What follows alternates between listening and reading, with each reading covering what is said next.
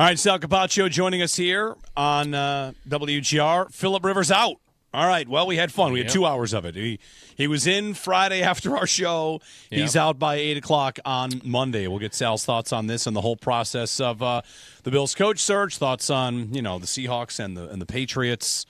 But Rivers out. Is he ducking out because he knows they're waiting for Kubiak? Just a thought. Why withdrawing? I got 2 withdraws so far. That's right. It's just a little weird. Or he thinks it could be different for each person. Let's bring Sal in. I mean, be. for Rivers, it could just be, I took an interview and talked about it, and that's interesting, but it's a major life change for a guy that's been retired versus a coach that is coaching all the time and wants to continue coaching. A lot of these coaches want to keep coaching. So, Sal, good morning. How are you today? Happy I don't know.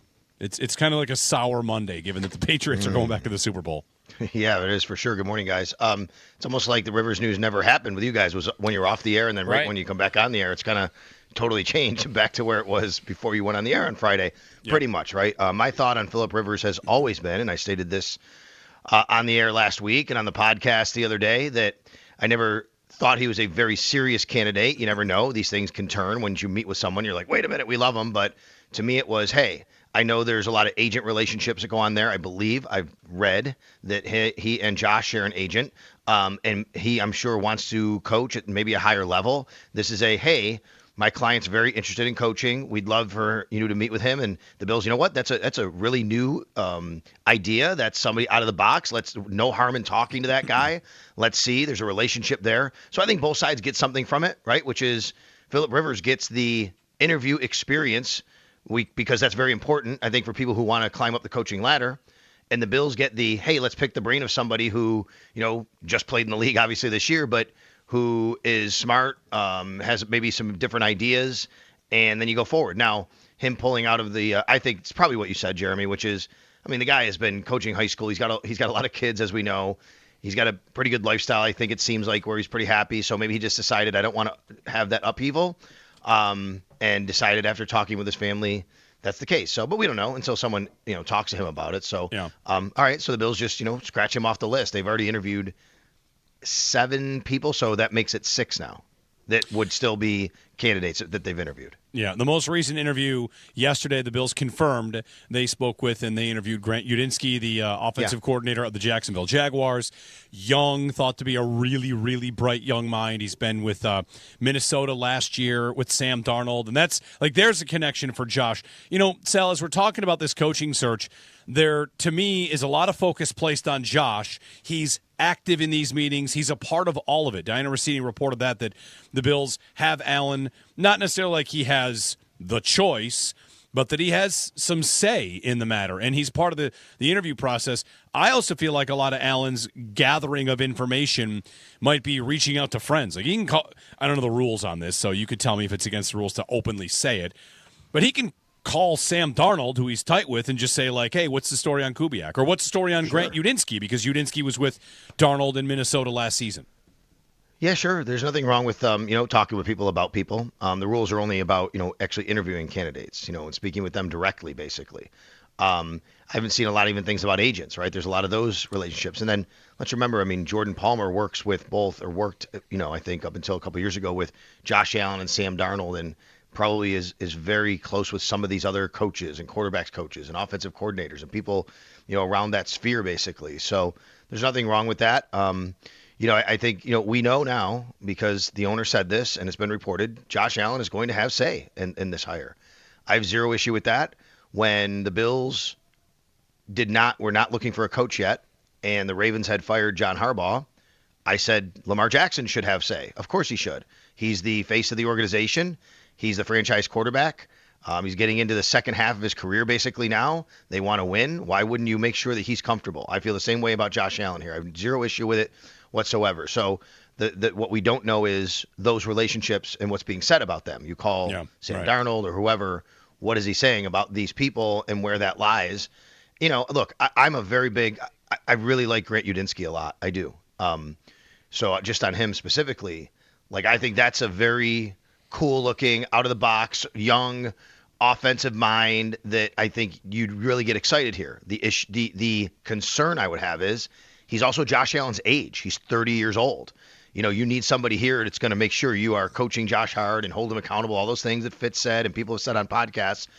And I'm not saying he can't. I just don't know, right? Like that. That's a different dynamic than a guy who's been coaching and has skin on the wall.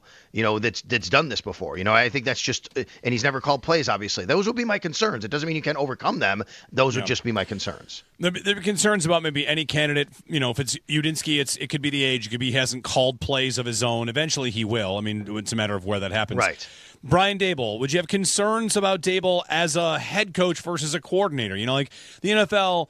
It's flush with people we think are really good coordinators, maybe not a good head coach. This is something people say about Mike McDaniel, right? Like, oh, love him as a coordinator. I don't think I'd want him as my head coach. How about Daboll for that? You have concerns about head coach?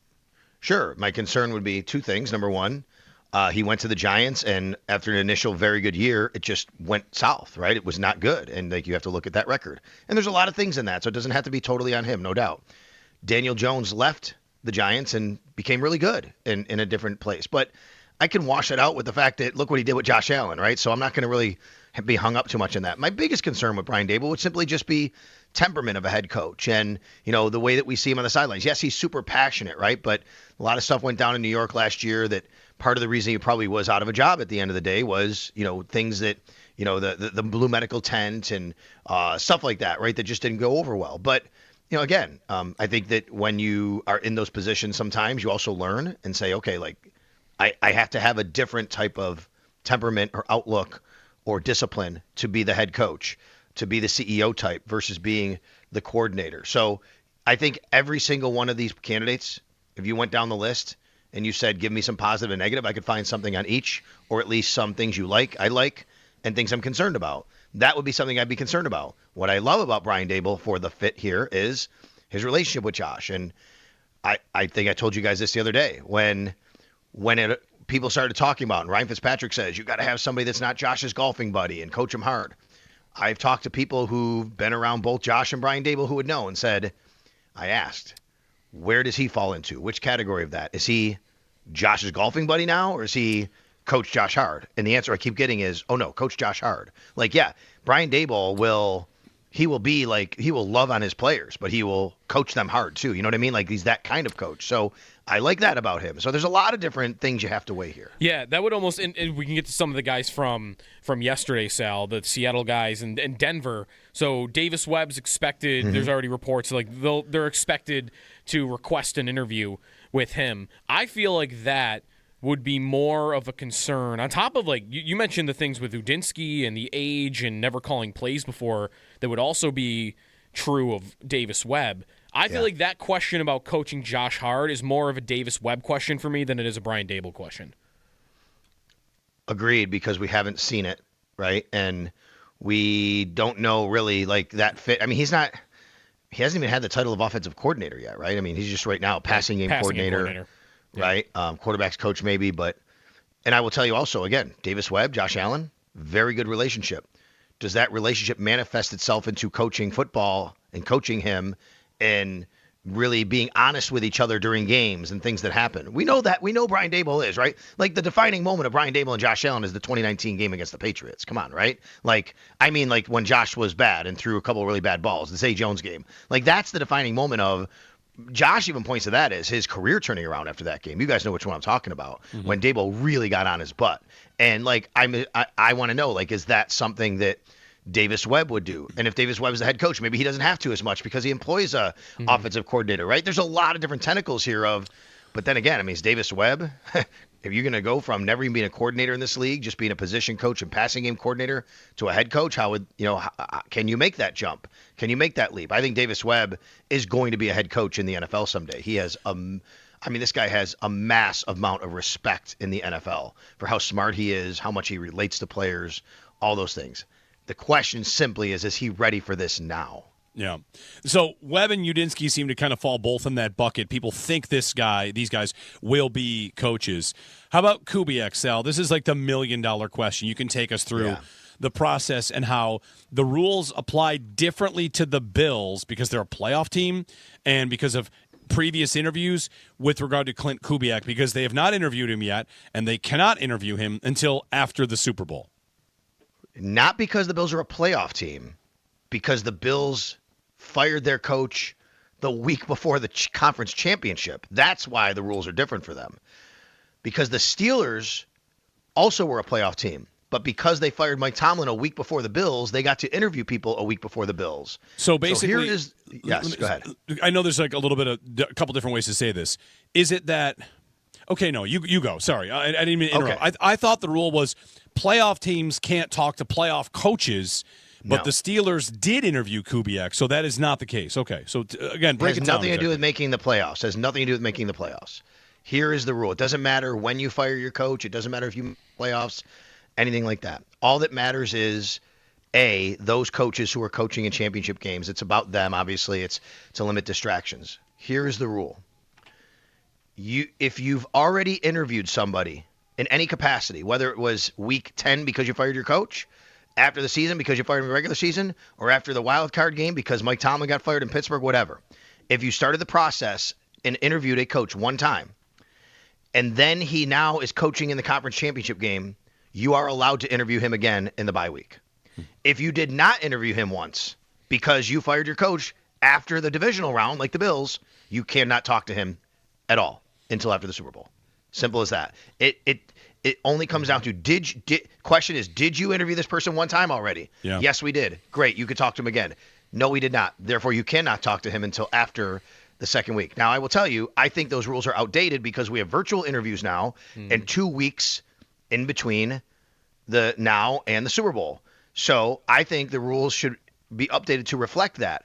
I think what happened was here, and I'm not kidding, I don't think the league really thought of a team firing their coach after the second round of the playoffs. Well, it doesn't happen, going right? through this position. Correct. So I don't think it was addressed because last night a lot of people were upset and angry and debating this, okay? And there's still people are because they're sending me articles. This is what Fox Sports says. This is what whatever says. Okay, I've checked with multiple league sources who've told me. So unless they are completely wrong, multiple league sources have told me the Bills cannot talk to Clint Kubiak until after the Super Bowl because they did not interview him one time yet. If the Steelers, for example, had already interviewed him and wanted to, if the Bills had fired Sean McDermott after the Jacksonville game, let's say, and they interviewed him, they could now interview him again, okay? Because they had made that initial contact. But the key word, even in the articles people are sending me, if you're reading an article about it, there is a key word in there. It says initial interview. So you have to look for that word too. So I'm just telling you what I was told by multiple people in the league who know these rules. So what you're saying is if they disguise themselves as the Raiders, then they can get into a meeting room with Kubiak. So you're thinking that. I was thinking, let's just go back and find an interview with him from 2016 and be like, actually, we did talk once. It was just it was a long time ago. What do you see, Sal, as the risk of waiting for Clint Kubiak? Do you think there would be a real downside of if it didn't work out for whatever reason, or maybe you didn't like how the interview went, that maybe you'd be afraid that there wouldn't be as many candidates as you'd like to fall back on? I do think that's one of them, right? I mean, teams don't have to wait on the Bills, right? If you're the Philadelphia Eagles, I don't think the Eagles have hired an offensive coordinator yet, right? They have not, I don't think, no. Okay, if you're Philadelphia Eagles, you need an offensive coordinator. And, Brian Daboll's out there, right? And you're like, hey, we really want you. And Brian Daboll's like, well, I want to be the Bills head coach. If you don't like what you hear from Kubiak in 2 weeks, and in that time period, the Eagles may go to Brian Daboll and say, we need a decision, dude. And he's like, you know what? I think Kubiak's going to get the job. So all of a sudden he goes to the Eagles. Then you don't like what you hear from Kubiak. Well, that's now 2 people down that you don't have access to, that you can't hire, right? So that's number one. But maybe more importantly, because, look, you have Josh Allen here. You can find somebody who really wants the job, I think. But, yes, people are starting to eat up jobs. I think that is part of it. The other part of it, Joe, is simply teams need to start their process of their offseason. They need to start having meetings. And more importantly, they need to start putting together staffs. The Bills are already behind hiring staffs. It's not just the head coach. It's the assistants. These assistants are taking jobs. They're getting coordinator jobs places.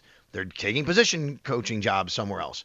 I mean, let's just take Mike McDaniel for an example here, because we know he's out of the running now for the Bills, right? When he pulled his name out. What if the Bills really liked him for an OC? But because of waiting 2 weeks to have to talk to Kubiak, They hire him, and then all of a sudden, but in that time period, McDaniel takes a job with the Chargers, right? Like, I just think it's the whole thing of waiting 2 weeks is tough. It doesn't mean it's impossible. Right. You can't find the right coach. But, man, you're really behind here to try to do it. No, like, because he would, if you made him your head coach, you're going to care a lot who your defensive coordinator is. Yes. And right now, maybe you've got 15 names you like, and if you wait 2 weeks to hire him, maybe it's less about, who actually becomes your head coach. It's, I've got 6 of the defensive coordinator names down, or maybe it's less than that. Do you think he's worth it? By the way, like in his own merit, like when you watch Seattle's offense, when you watch them yesterday, like has he been someone that has impressed you to that level where it's like this guy's worth waiting? Well, he did last night offensively, I'll say that. Like he came up with some really great concepts and plays and things, and it helps when you have JSN, right?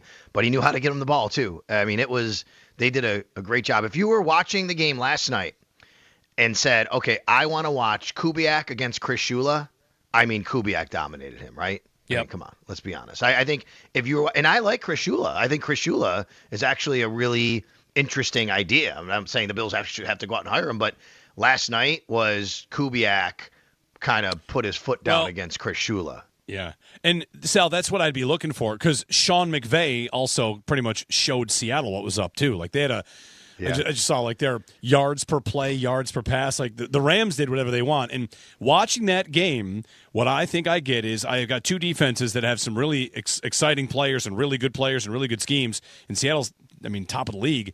But you had elite play callers. That was a game between elite play callers and quarterbacks executing offense at the highest order. And I feel like as a Bills fan watching that, I'd say, like, when do I get Josh Allen, one of those guys? And one of them might be available. So I feel like it's worth the wait. You fire your coach to decide to gun for the Super Bowl. I just don't think you should bail on the coaching search because it gets a little tense. Yeah, that's a good point. I know, and there's some stuff written now, and people saying, like, the Seahawks are going to do whatever they can to keep him. Of course they are, right? He's a really good coach. Why wouldn't they do that? It would I still think it would be kind of stunning if somebody said, I don't want to go to Buffalo and be the head coach of Josh Allen. But look, if the Bills do wait and that happens, now you're like, okay. And then it's also, you're going then, if everybody knows that, and then you get to your second guy or third guy, everybody kind of knows that, right? And then it becomes a bit of a meme and a joke, and you kind of have to get over that little bit of hump. And those are things that you can overcome. There's no doubt about that. The question you asked, though, is it worth it, Jeremy? What we don't know is what he would be like as a head coach. Brandon Beane said to us last week, this job is more than a play caller. This is a CEO-type job. And I agree with that. That's what the head coach has to be.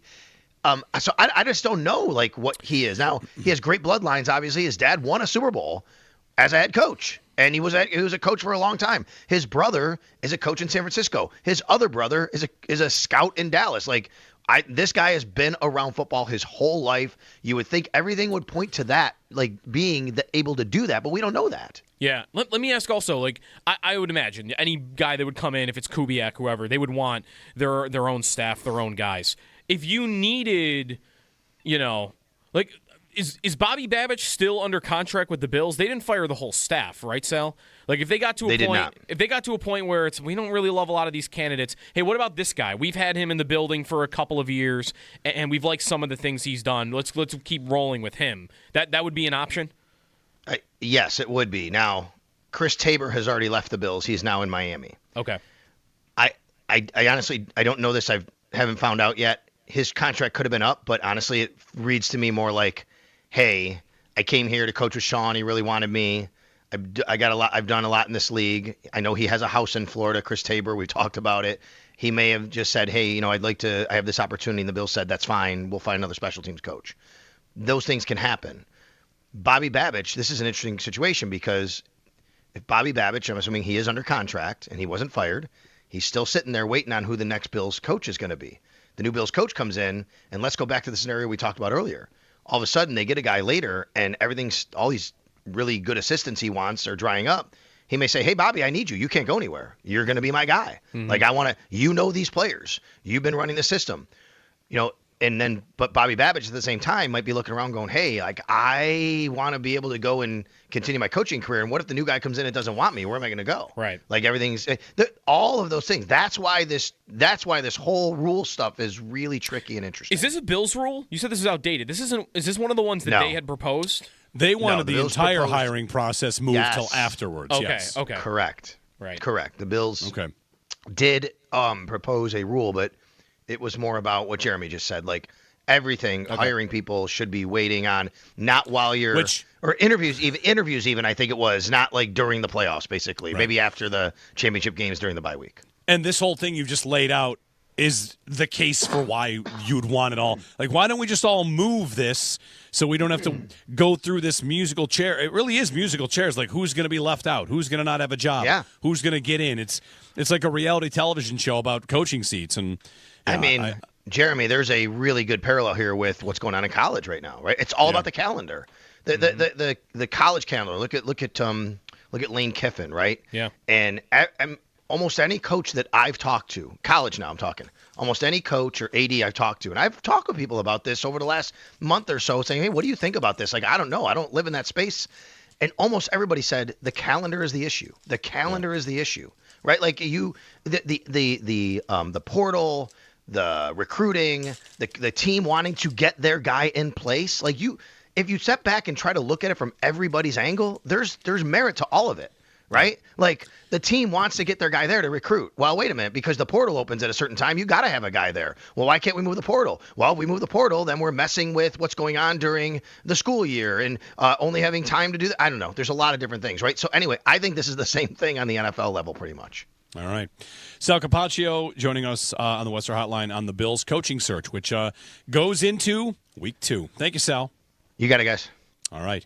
Keep you updated as the news continues to come in. The news this morning, which Friday it was item after item after item, and today we've kind of started with Phillip Rivers no longer a candidate. He is pulled out of the job.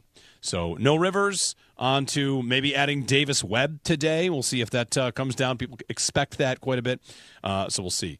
Back to your phone calls, 803-0550 if you're nervous, what you want. And I want to get to one more thing about Allen in on these interviews and Josh Allen having a say, because I don't think many Bills fans have a problem with it. In fact, I want to tell you, Joe, like I feel like it's something the Bills probably have to do. I'll explain when we get back.